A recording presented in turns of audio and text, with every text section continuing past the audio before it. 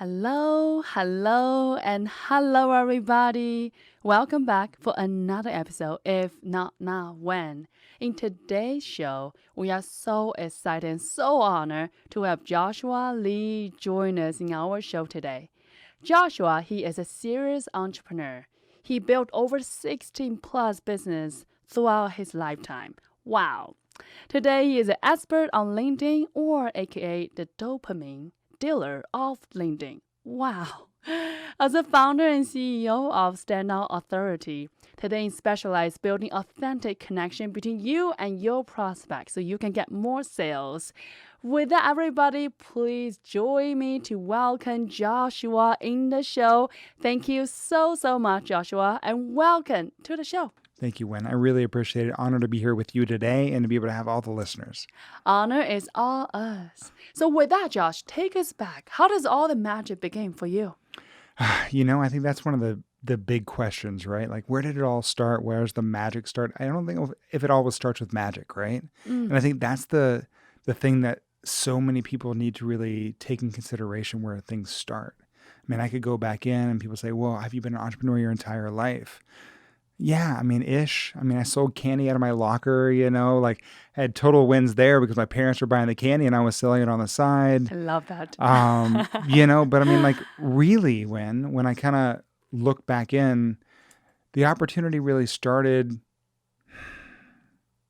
really being able to understand people first, right? Being able to see there's an opportunity to be able to help others and understanding that there's so many things out there that if we just try to be able to jump into. And for me, it started with me being here in Austin. I was a mortgage broker at the time. I got my lender's license to be able to go in that world and moved out to California. And this is back in 2001, 2002. And, I went out there and I kind of saw the writing on the wall at that point in time too, which was people were really going the wrong way in the mortgage industry. This which was leading up to 2008, right? The decline of the economy and everything like that. And one of the biggest shifts I saw was I didn't want to be in that industry because people were buying their homes for, let's say, $300,000, and now they owed $800,000 on them. And they're going the wrong way, right? You're supposed to be paying off debt, not actually acquiring more year after year. And so I gotten out of that industry, and a friend of mine said, Josh, I'm in the online advertising game. You want to come join? I said, I got nothing else to do. Let's try it, right? Let's jump in. And so I got in that industry and I started learning a little bit about, because back then in 2002, really the only way to be able to get into the online world, this is when the Googles were around, Yahoos, well, it wasn't even Yahoo back then, it was Overture, and everything was just starting. It was the wild, wild west of online advertising. And so I was there for about 6 months, and it was a shift that I think not many people pay attention to. The owner of that company shifted from business owner to business operator. Can you articulate for our listeners who might not quite familiar with two different concepts? So a business owner is someone that owns and runs and works on the business. And then the business operator I see is someone that works in the business, right? There's a massive difference. What you want to be able to do is shift over time to be able to be that person that works on the business, not in the business. And a lot of times, and this is where we see a lot of entrepreneurs as they grow, and let's say they get VC funding, things like that, you'll see a lot of entrepreneurs that were starting the company, they get kind of taken out of the cycle because they're not always there to be able to continue to work in the business. And so that business owner started working in the business. It really kind of threw the business out of whack. And so I'd left as the company shut down, and I said, what am I going to do? I learned a lot about this industry. How am I going to really start being able to find the next opportunity? And I realized it was around relationships that I already had. And so my first company in that space really was being able to build one relationship and connect it with the other. I was doing arbitrage back then and buying low, selling high, and having my relationship with advertisers and relationship with traffic partners. And the big thing that really got me started and kicked off was working and getting an opportunity with a company that most people forgot about, MySpace.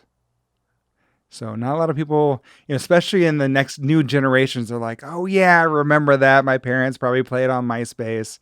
But that was one of the first opportunities I had, and they brought me in, and my company at the time, to be able to help them monetize their traffic. And I actually helped them develop one of the first social media ads that a lot of what social media ads are based on today to be able to monetize their traffic. Wow. And it kind of took off from there. And then what happened? That's incredible. And on that note, Yeah. was it scary to start your first business? That moment you found mortgages to... I was on my couch starting my first business. I mean, I was working, 12-hour days, being able to go in there to be able to make it happen because that was the opportunity. I saw the opportunity, right? And during that window of opportunity, a lot of times it's very short and you need to be able to take advantage of it. And, this is where that whole work-life balance kind of comes in. But and decade later, why I wrote a book called Balance is Bullshit. Which is wonderful. So bold, You Josh. have to be able to go in because if I was trying to balance my life at that Yeah. time, I would have never gotten there. I had to be out of balance to really be able to achieve the goals and the results that I was receiving and then allow my life to be able to settle back in. It ebbs and flows. So for me, being able to take apart that advantage, it was not only being able to take that opportunity, but then being able to find the next. So young 20-year-old, 20s, not 20. Yeah, understood. Being able to go in, I started being able to figure out how to be able to monetize online traffic. Incredible. Which was great, but I was still bearing a lot of what I had been taught from others in my past. Money was the way to be able to go. Make as much money as possible. Do whatever it takes. And be able to go through. And I built a lot of companies doing that. Made a lot of mistakes doing that too. Because I monetized everything, every acronym, CPC, CPA, CPL, CPM, all those different things.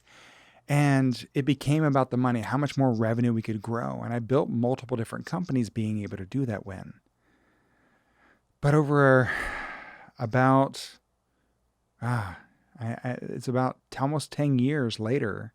And at that point in time, I had built 14 different companies ranging from 6, 7, and 8 figures. Sold a couple, 2. And I wasn't happy. I went through a point where I realized looking back that everything was about either work or play. I was playing as hard as out every night, drinking, doing all these other things to be able to kind of release, right? And be able to release the pressure that I was going through. But at a certain point in my life, I realized I was 40 pounds overweight. I'd never been overweight in my life. My relationship became monetary. And I had no vision about where I was going. I just knew where I was at. And that was a big pivotal moment in my life because I was just about to be a father. Oh. And I knew I had to be able to make a change. And so as I started to be able to shift my life and be able to go through, I became a father and I started being able to make shifts because I was married at the time too. Is it one moment? Because it sounds like life is perfect after that moment. Great money, great party, events, social, friends, community, everything goes so well. Yeah. What was that one moment you realized this might not be the life that I meant to live? One of the pieces was being told that I was going to be a father, right? And being able to shift. And I wanted to be better. I didn't want to just monetize this world. I wanted to add a value to it because I wanted to be able to be that father that was there and that was present. And for me, that was So a beautiful. shift. But it wasn't in line with my partner at the time. Because, I remember at a certain point where what really opened my eyes when I joined and found another group of entrepreneurs because like all my life growing up, I always felt outside looking in, right? I never felt like I fit in, but I feel exactly the same. I played varsity sports, right? I was, very high academically being able to do this, but like I never really connected with everyone. But I could because I have my acclimate, I could connect with everyone. So I was friends with everyone, but I never felt like I fit in. I know exactly what you meant. And it was always strange in my life. And then finally I met a group of entrepreneurs called Maverick 1000. It was run by a good friend of mine, Yannick Silver.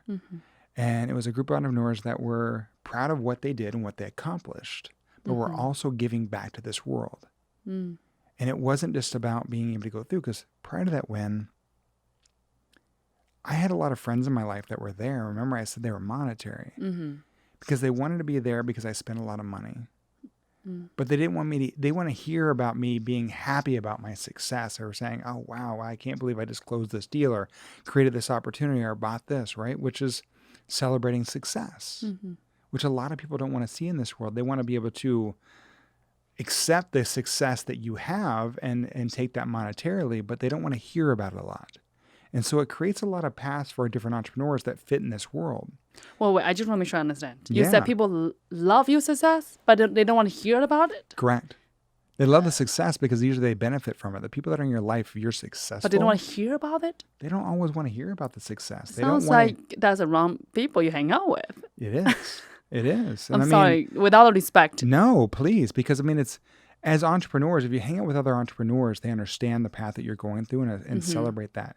A lot of times, we don't all start out as entrepreneurs, right? And there's other people that have the 9-to-5 jobs and be able to go through that. And they don't always relate to everything that we do. I see what you meant, yes. They don't always relate to those different, what we're putting in, what we're Not at trying to all. accomplish, what we're trying to change. The way how I see is this. It's almost like we're at this beautiful afternoon parties and you are in the water. You're like, okay, when the water is great. Temperature is wonderful. If you jump in, you're going to feel like this. But the person on the edge of the pool, he or she might heard how you're describing the pool, which is entrepreneurship in this example. He or she would never actually understand. Yeah. Unless you actually jumping. You can never, doesn't True. matter how much I tell you, can never actually understand how you feel by in the water if you've never been one. Yeah. And in other words, if I can imagine if we surround ourselves with folks who are thinking else, maybe think we are a little bit crazy, think that we're a little bit different. And, you know, sometimes I felt there's no need to convince anybody or persuade anyone. It's either we're in or not.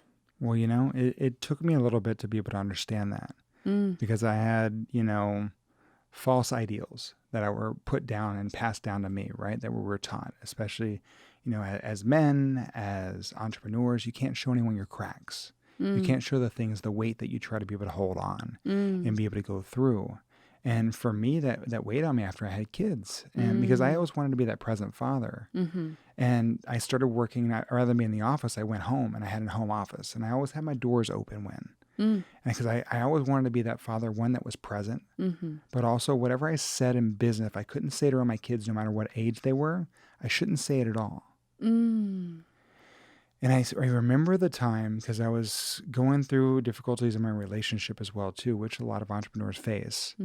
And my former said, why do you try to change this world? Why don't you just do what you do well? You make money. And I knew there was a gap between us that had grown pretty large at that point in time. And soon after that, multiple days in a row and for a long time, my office doors started shutting.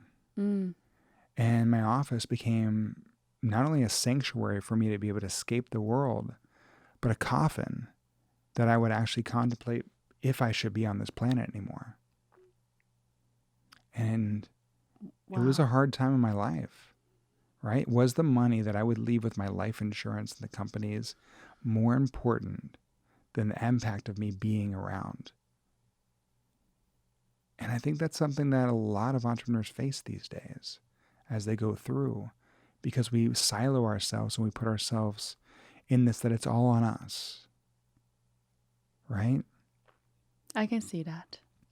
And it's not. Like, I mean, you and I right here, right? We're being able to speak to so many listening right now. And and one of the biggest things, and that's what one of my friends and mentors came to me and said, and gave me permission to be able to not only take back my life, but be able to give the life back to my former and be able to move forward. And I mean, that's what, and he said, you're not alone. We're here. You know, you said something earlier, like, I got you, right? You know, being able to say that. I got you back. And those were things that kind of really resonate with me and kind of go through, because I ended up going through a divorce. And, you know, and I remember my lawyers going, Josh, this could take up to 3 years because, you know, money, thing like that. And I said, no, we can always make more time. We can't get back, you know, we can always make back more money. We can't make more time. I'll say it right. And so I closed down my companies. I gave everything away.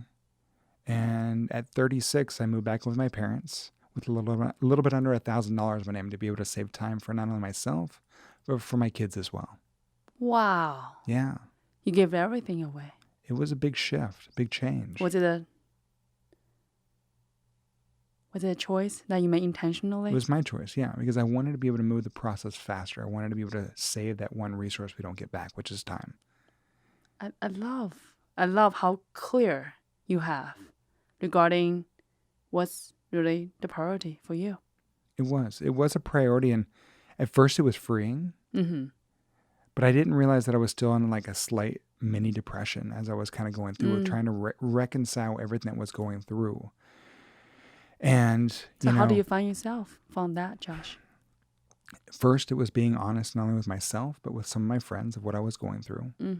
I released my book, and which was Balance is Bullshit, being able to kind of talk about all the things that I'd held back from the world going through business, right? Of all the quote unquote mistakes or missteps that we make that we're not supposed to tell people. And I didn't release the book for anyone else other than myself, just to be open and free about it and be able to move on. And I started on that path of, what do I want to do? How do I want to show up in this world?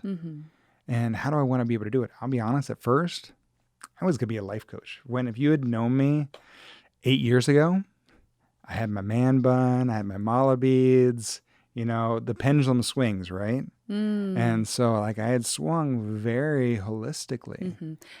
I the way how I see it is, it's not holistic or not. It's more like, doesn't matter what gender we are, we all have that masculine energy, We do. as well as that feminine energy, or use other words, that go mode or the flow mode. I like that. Yeah, And beautiful. because I don't want to, classify.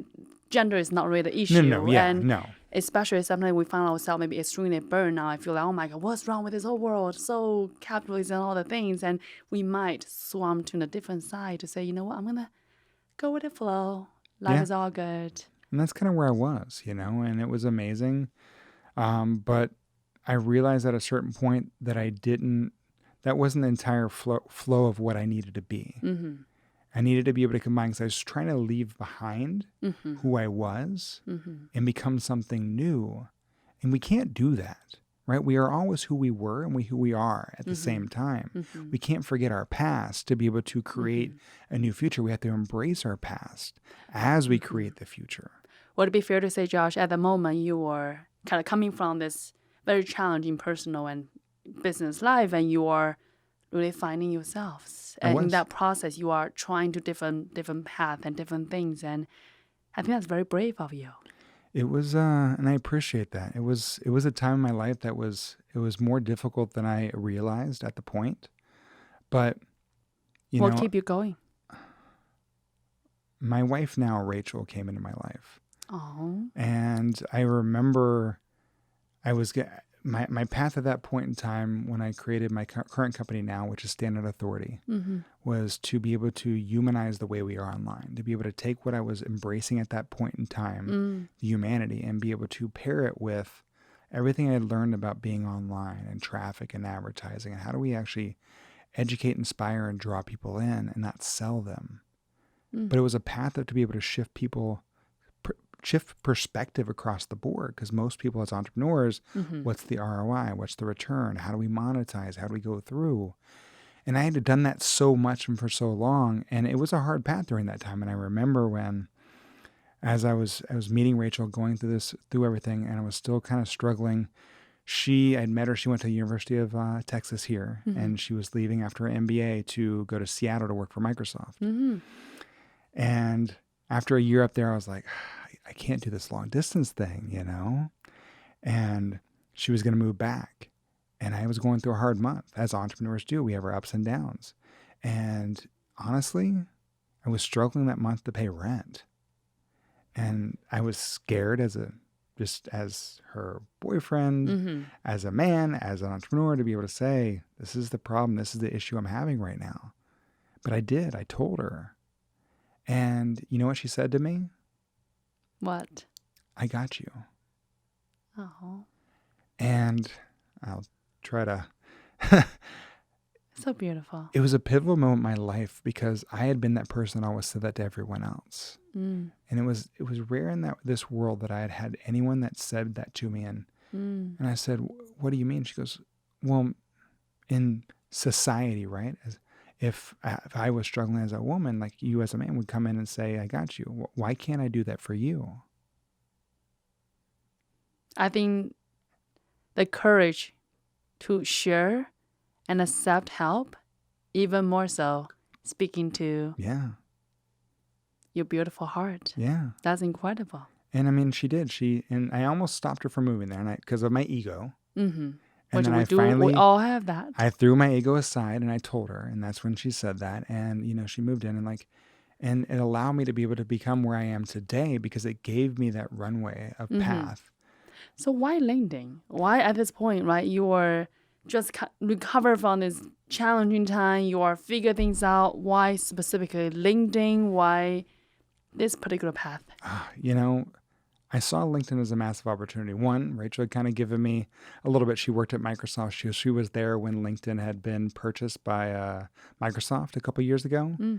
And two, it was a platform that everyone was like, oh, it's business. And I knew, and I started to be able to see, as growing up as an only child, relationships were extremely important to me. Being able to understand them, be able to connect with them, being able to go through, but we had lost that how we were online. And on LinkedIn, on a platform that everyone said, oh, it's this B2B, I had a realization that, and working in so many, in my career, I've monetized over $500 million in advertising. And I've controlled over 35 trillion online impressions on my own server. It's wonderful. And the big thing throughout learning that is there really is no B2B or B2C, business to business or business to consumer. Those are just ways for businesses to be able to diversify ad spend, right? All there is H to H, human to human.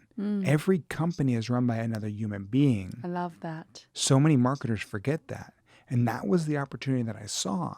How do we actually allow that personal brand? How do we allow that human? How do we actually connect on that level? Because people don't buy from other companies. They want to buy and connect with other human beings. Beautiful. And that was the path that actually started opening up. And I started then being able to help, honestly, men and women that I used to be able to read their books on how to be able to start my companies 20 years ago were becoming my clients. And I was helping them to stop selling, but to start drawing in those ideal audiences by educating their audiences and being able to build relationships. And honestly, do the same things that my mom taught me how to be able to treat other human beings, just doing it online and doing that on LinkedIn. It was so different from everything else. It created a massive opportunity. Wow. Powerful. Yeah.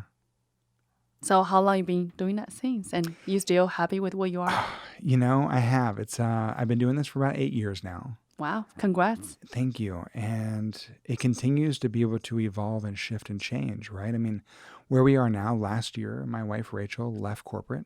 She had worked for Microsoft running their branding and then went over to Gartner and was running the digital branding over there. And now she's with our company, Standard Authority. Wow. And together we are the B. Lees, because it's Joshua B. Lee and she was Rachel Bronstein. And so when we got married, she had just accidentally, no branding included, moved her last name to her middle name. So she became Rachel B. Lee.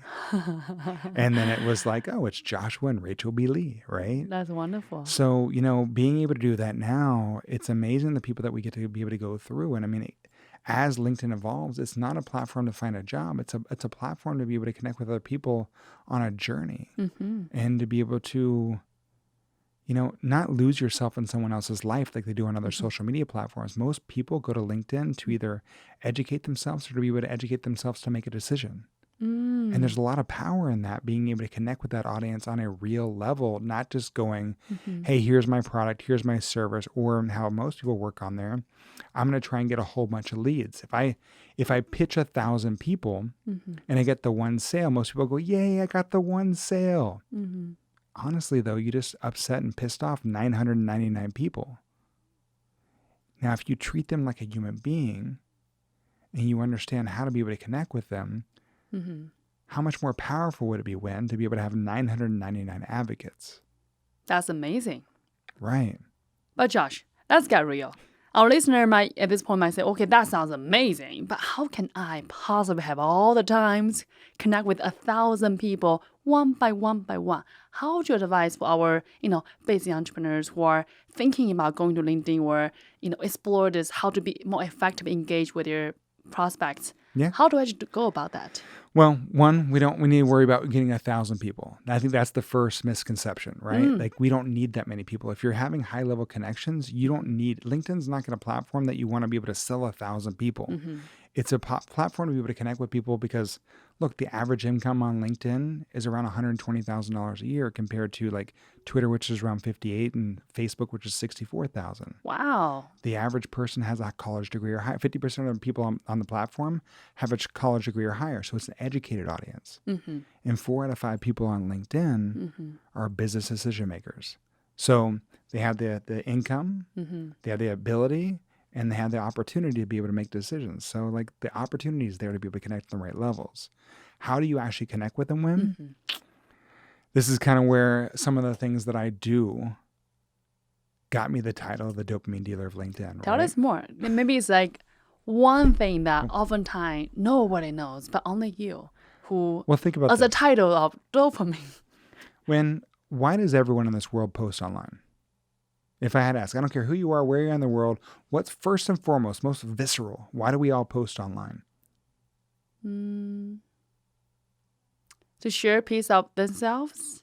That's one. And I'll get a lot of answers, right? We share to be for branding, for clients, for, visibility, all those other things. But first and foremost, what we've been conditioned over the last 20 years. And have you ever seen the movie The Social Dilemma on Netflix? Yes. Which I love. Scared my parents. They're like, oh my God, I can't believe this is happening. And I'm like, yeah, I've been in it for a long time. But we've been conditioned to be able to look for those little hits of dopamine we all get when someone likes or comments on our posts. We put it out there, right? And then we go back, we go, is someone going to like it? Are they going to comment? Are they going to validate me, right? I can see that. So how does everyone become a dopamine dealer on LinkedIn? Well, the best way to be able to do that is to be going and identify your ideal audience. The average person on LinkedIn gets less than 1% engagement on their content. So what if you identified, let's say I want to be able to get your attention, right? One of your recent posts. I'm going to go out there, I'm going to like it, I'm going to comment on it, and I'm going to do something that I think we forget to appreciate. The little things. I'm going to reach out and say, hey, I saw your recent post about your podcast with Steven. Wow, I just want to say thank you. Too often we don't appreciate someone posting, amazing content on here. I'd love to be able to connect with you and have a bit deeper conversation. Being able to go in, appreciating someone that they rarely get appreciation because the average person doesn't get someone to reach out and say thank you. Right? Appreciating great stopgaps in people's patterns. Our patterns online right now are to like, comment, share, post. Like, comment, share, post. That level of appreciation and engagement first creates a stopgap. Now they can actually hear you. And that creates a conversation because that's what we have to be able to do on LinkedIn. I love that. And every platform. People want to jump from find the opportunity, close the opportunity. But they don't realize that once you find it, you have to start a conversation. Conversations lead to relationships. Relationships create opportunities. I love that. But what if our founders on the other side here say, wow, Josh, I checked this person. He or she don't have any posts. They just there. I don't even know, are they on LinkedIn or not? They have a profile, but there's not much activities. Yeah. If so, what would you do? I mean, I'm moving on to the next person. There's so many people on LinkedIn. Continue to be able to go on. So sometimes it's not the founder that you need to be able to go after first. So LinkedIn has this built-in tool, their CRM called Sales Navigator. Right. It's about $100 a month. All right. And as I tell everyone, look, if you can't spend $100 and get $100 worth of opportunity each and every month, maybe LinkedIn's not the platform for you or you're not using it correctly. Because the opportunity there is I can identify a wide range of exact people I want to talk to. And then there's a parameter on there too that could say who posted in the last 30 days. Oh my God. So I don't think people know that. That's so now brilliant. I can see everyone that's posted because why do I want to reach out to someone that's not active on the platform? I'm just wasting my time. Brilliant. So let me identify everyone that's in this category that I'm looking to be able to talk to. I can go down to zip code if I want to, right? Anywhere in the world. And I can be able to say, I can identify the people and then I can go through, start engaging and start doing that. That's what we call our engagement engine. But I love that. That's just kind of where it starts, right? I mean, like that's going after people. the unturned stone for everyone on LinkedIn, which is the one thing that most people don't realize on this platform, is as long as you have the basic paid account, I think it's $40 a month, you can see every single person that looks at your profile. If someone looks at your profile, doesn't that mean there's opportunity there? They looked you up for a reason or something about you or your industry or something, right? Well, again, this is where that stopgap of appreciation starts. You need to be able to pay attention to everyone that looks at your profile and the people that engage in your content. Because we need to be able to reach out and say, hey, when I saw you looked at my profile, I just want to reach out and say thank you. Too often we don't appreciate it. I'd love to be able to connect with you and find out what pushed you to check me out. Again, it's starting a conversation. It's starting with appreciation. I love that so much. I think when we can leave business with our heart forward, and rather than thinking what is in for me and thinking about how can I support, how can I bring a little smile for your face just today, I think that just really, I can see why and how that could really create such a momentum. It does, because if it went in this way when I said, hey, Wen, I see you're in Austin, right? And you run a podcast. Love to connect. Well, that's because they're all doing is scraping a whole bunch of information from you, right? They notice you're in Austin. They see you're on a podcast. It's very general, right? Most of us are, now we know, I'm probably, because you're going to connect. And 2 seconds later, they're going to pitch you. Hey, let me be able to promote your podcast. And you're like, another one, right? And this is why so many people hate LinkedIn. That's why it's so refreshing when someone reaches out and acknowledges something that we took for granted. Because we take for granted looking at someone's profile. We take for granted liking someone's post. I guarantee you half the people on this podcast listening right now have rarely got a message on Facebook if they like someone's post that said, hey, I just want to reach out and say thank you for liking my recent post. How's that make someone feel, right? It makes them pause. And that's that stopgap we're looking for, because now they can hear you, because that's what we don't want to just talk at people. We want to have a conversation. That's what we're looking to be able to start. And so that's the kind of start of being able to go, how to go after people using Sales Navigator, or how to be able to engage with people that are already engaging with you. Because all of us in this world hate cold calls or hate cold email. I mean, like, look, come on. Your phone rings. Oh, I do not. No one says anything for 2 seconds. What do you do? Hang up. Exactly. Really quickly. Like, telemarketer. So, I mean, like, why do we want to do that to other people, right? So what we do is we look for trigger points. Someone that's taken an action. They looked at our profile, they've engaged our content, or they posted great content. That's our opportunity to acknowledge that and then be able to build a relationship from there. Those are those things that you can start with on LinkedIn. So there's no cold. On that note, we are building connections. We give people appreciation. And now what, right? Because you said you hate people say, okay, when so nice to connect with you. By the way, I sell popcorns. You want some? Right? We all don't love that kind of connection our way. How do we advise, maybe audiences to have an authentic connection with that really a good intention, right? We learned about Josh. We liked, we appreciate. And now what's next? How do you balance that ratio between give and also when is the moment to say, oh, hey, how can I better support you? Well, when there's a lot of things, right? Remember what I said earlier? I said, do the things that my mom taught me, how to be able to treat other human beings. I just do it online, right? Because our overall goal, my overall goal, what I want to be able to change is to be able to bring people, remind them there's a you in human, right? And how to humanize themselves online. So the things that my mom taught me when I meet someone new, right? When you meet someone new, like, oh my God, you give a compliment. Oh, nice hat, great car, love your dress, right? Oh, amazing podcast studio, right? Yeah. Oh, cool car, great dog. Well, on LinkedIn, a compliment is as easy as giving an endorsement, right? Being able to go in and someone could so one, let's say you post online. I liked a comment and I reached out to connect with you. I said, hey, Wen, thank you so much for posting. You connected. Once you connected, this is where most people mess up and they pitch. Right? Right. Don't do that. This is your opportunity to be able to continue giving those dopamine hits, right? Because when you give multiple hits of dopamine, it doesn't put you in a heightened state. It puts you in a flow state, right? And that's what we want to be able to do. When two people are in a flow state, conversation ensues, right? Connection ensues. And that's what we're looking to be able to do. So at that point in time, once they connect, we go back and give them an endorsement. I can endorse you for podcasting. The cool thing on LinkedIn is it pops up and says, hey, Wen, Joshua endorsed you for podcasting. Do you want to say thank you? You're like, yeah, why not? Hit click, you hit thank you. Well, now everything is switched. Because now you're sending me a message saying, hey, Josh, thank you so much for endorsing your podcasting. It's not me starting the conversation. It's you. So now that opens up opportunity for me to continue that conversation with you. When happy to be able to do it for you. Quick question for you while I have you. It's our opportunity to qualify someone, to be able to, again, ask about them.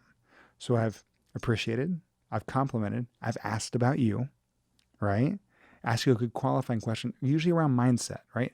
How do you go in? Like one of the best questions we ever asked was, do you consider yourself an entrepreneur or a business owner with an entrepreneurial mindset? It lets me know where they stand, but it also gives me a silent answer C is, I work for somebody else.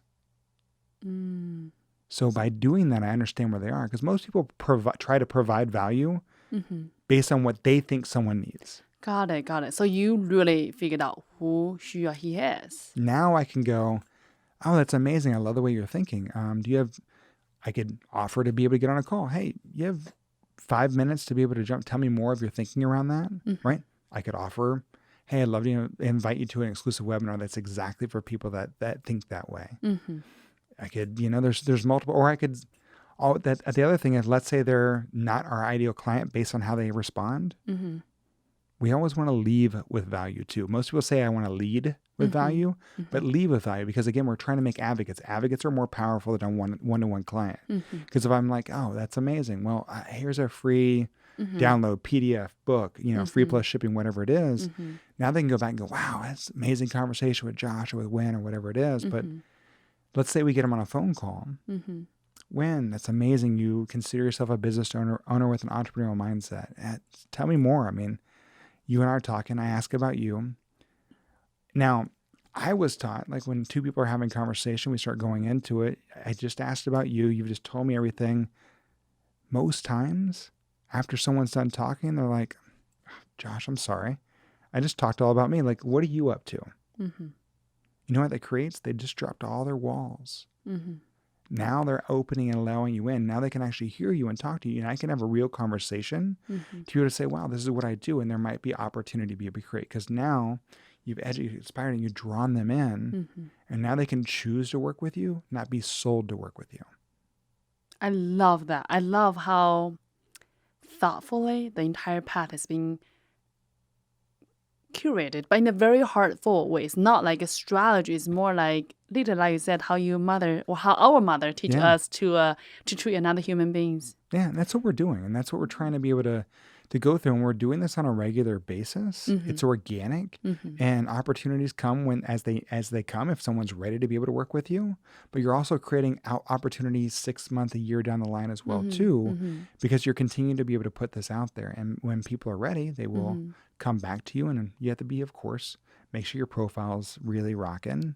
You got to make sure you're putting out good content, but you have to continue these conversations. Yeah. Wow.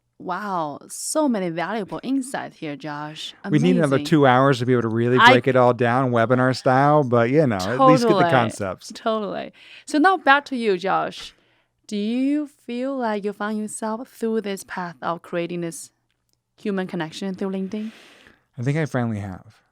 It's taken a long time. When I talk about it, I naturally smile. And I mean, that's our body telling us that we're on the right path. Being able to go through. I mean, being able to get messages from people. I was on a webinar the other day and someone joined and one of their comments was, Josh's content has changed my life. That's how I know. It's not about how many sales I make. It's not how many opportunities I create. It's how many people are affected by what I'm doing, because my overarching goal, I want the byproduct of what I do to be the business, right? But what I'm doing is to be able to shift and change people's perspective on how they treat other human beings online.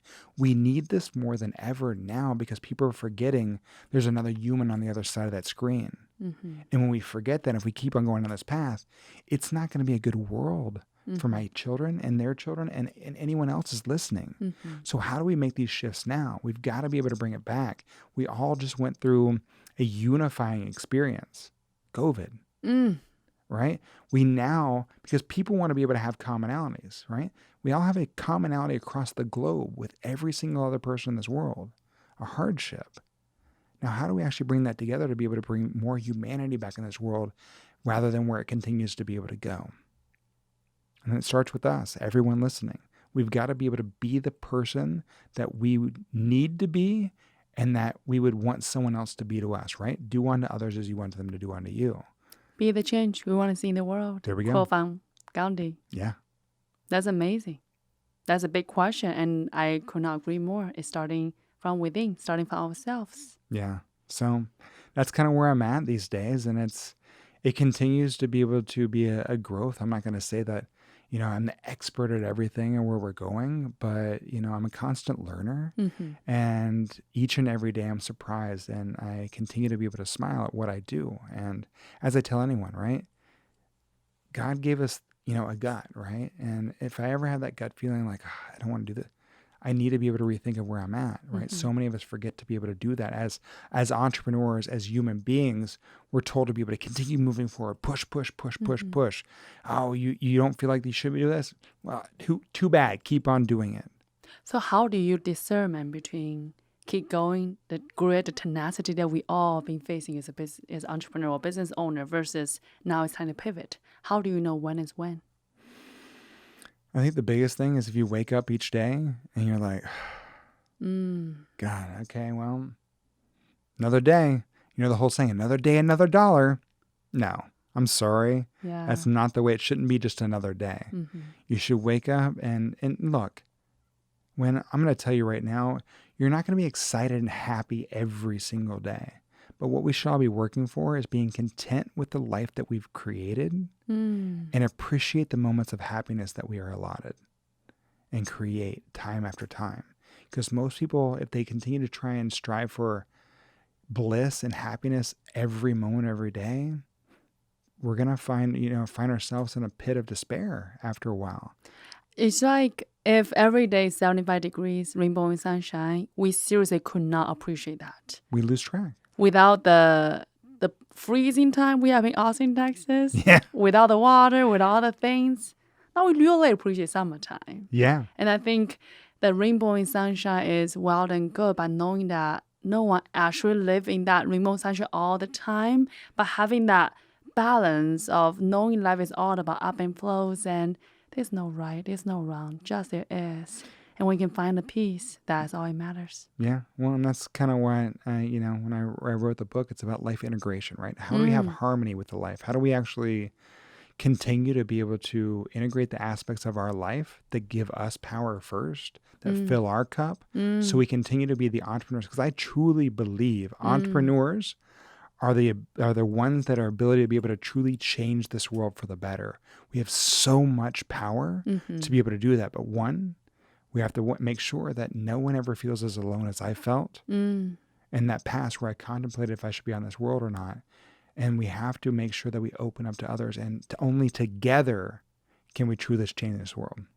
So beautiful. Yeah. I tell people the math I like to do, first of all, Asian are good at math. The math I like to do is 1 + 1 = 3. There we go. It's when we all truly come together authentically. We bring our whole self and you bring our whole self. We all come together. 1 + 1 = 3. Yeah. Together we rise. I love that. Josh, one day we all will long gone on this planet. What do you want the world to remember you by? If it's a one word, one phrases.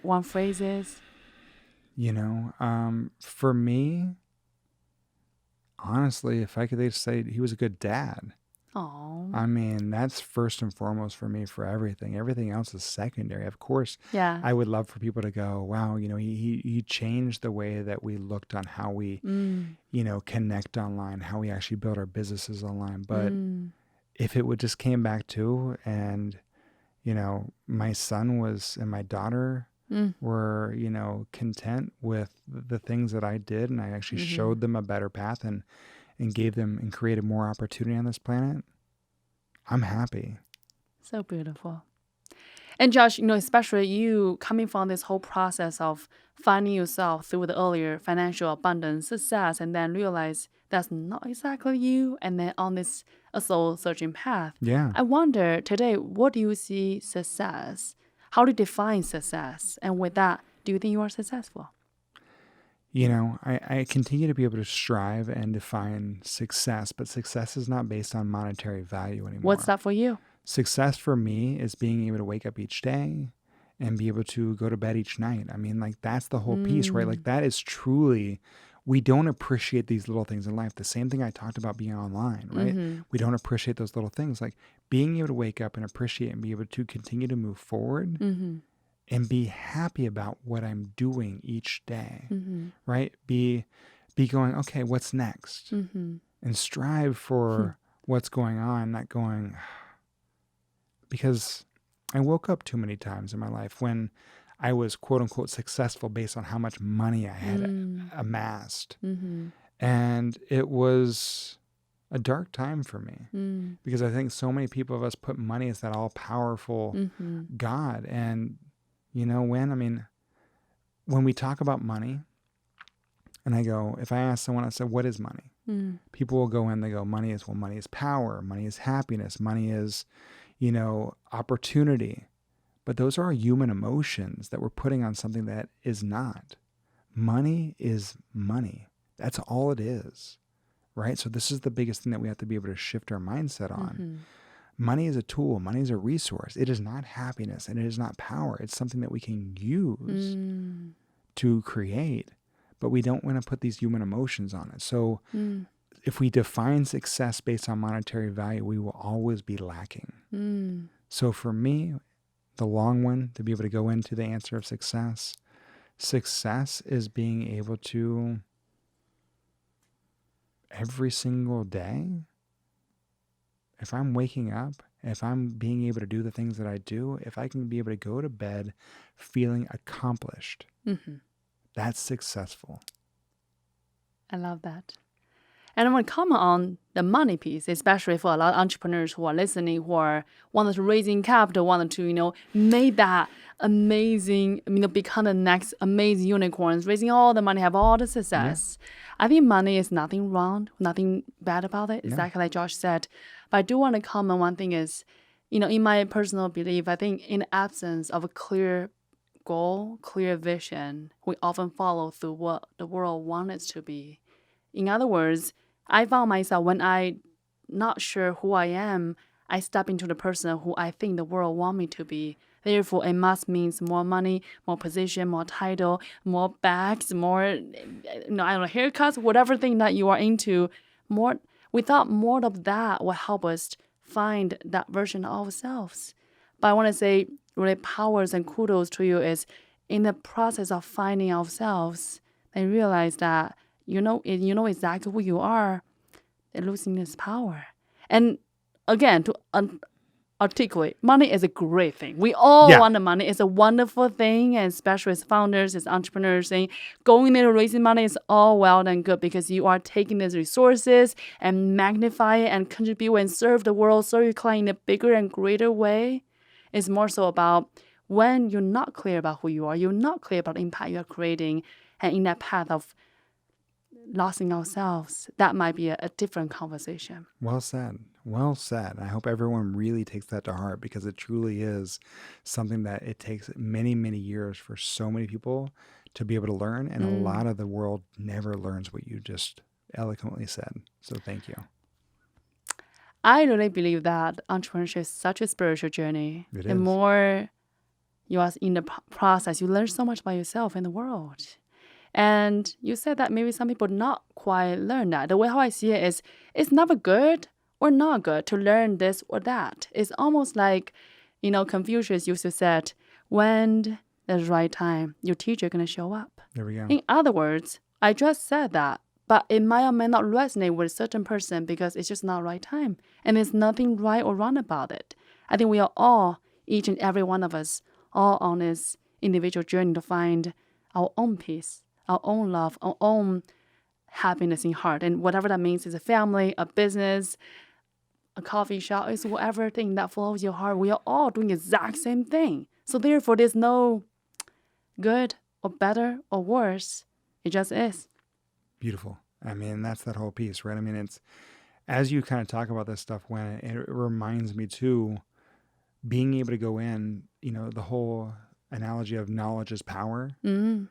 But that's not the case these days. There's so much knowledge out there. And like if someone's looking to be able to just gather knowledge, there's Google. You can go there all day long. Actionable knowledge is power. Taking action on that knowledge is where you have it. So that's the biggest thing. Like if people listening right now to anything that you or I has resonated with them, being able to take the next steps, to be able to reach out, to be able to connect, to be able to shift, to be able to change, that's what will create the next steps in their life of positive impact. That's beautiful. But just being able to listen going, okay, wow, that's great. Oh, wow, I should do that, right? The shoulds. A lot of people use the shoulds. Let them go. Or I wish I could. That's not going to be able to make that shift in life and their change in their business to be able to create the next opportunity for them. You've really got to be able to go, okay, well, I see how I can implement this in my life, or I can make this change in my life. And here's the first step. When they make that first step, every other step after that becomes easier and easier. I love that. Let those should, wish just go, because whatever you wish yesterday has been done. All we have today is now. There we go. So with that, Josh, what is one piece you want to leave our audience with, especially entrepreneurs who may be in a similar process like you in early age and finding their self, finding their message, finding their path, or maybe they're in that rock bottom to figure it out, just figure things out. And what would you wish him or her to know? So I'll leave everyone with two things, right? As we said, there is no work-life balance, right? It's like saying I have a work life and a personal life. You know, if I had two different lives, it's like having two different personalities. Like if we had two different personalities, we'd be kind of locked up in an asylum possibly, right? We have one life. And we have to live it that way. And that's the biggest thing I want people to understand, right? Like you're not trying to live two separate lives. And with that, you've got to be 100% you, 100% of the time, on and offline, right? This is the biggest things that I see people shifting and changing. When you can start being able to do that, it doesn't matter how anyone else shows up. That was the biggest thing for me. And I see so many people that when they're online, we're on the stages, they're going through, they're presenting why their business should be able to get this VC money, whatever it is.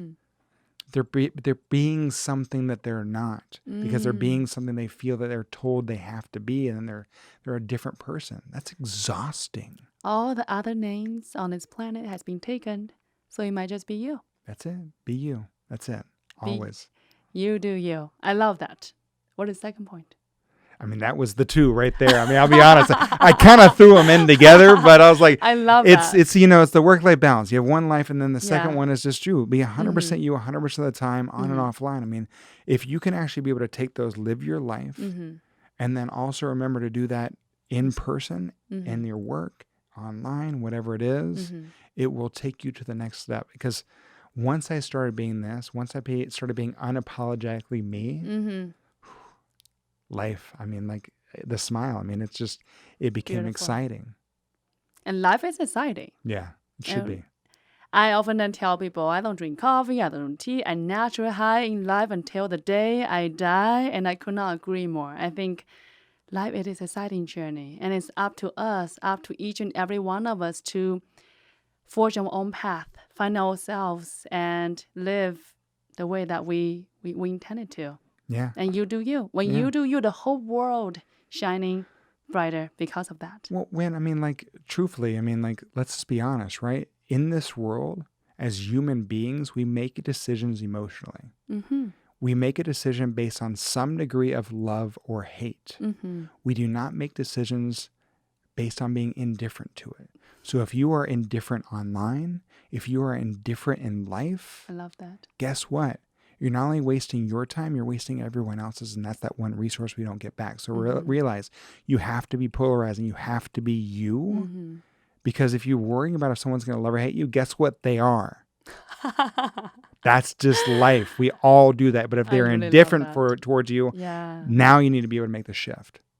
So put down your foot, draw a sign. So what? People love you. So what? People hate you. All is well, because guess what? We got 7 billion human beings on this whole planet. And even we try, we cannot possibly make each and every one to like us. And knowing that authenticity is your power. So you do you, and well said.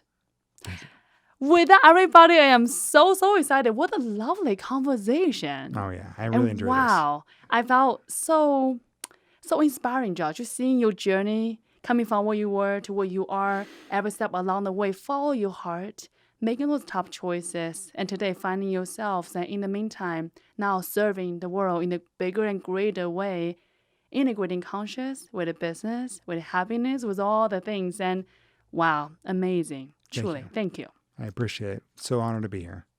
And thank you everybody for tuning in today. I hope you enjoyed today's episode because I really do. And I will see you all next week. Bye, guys.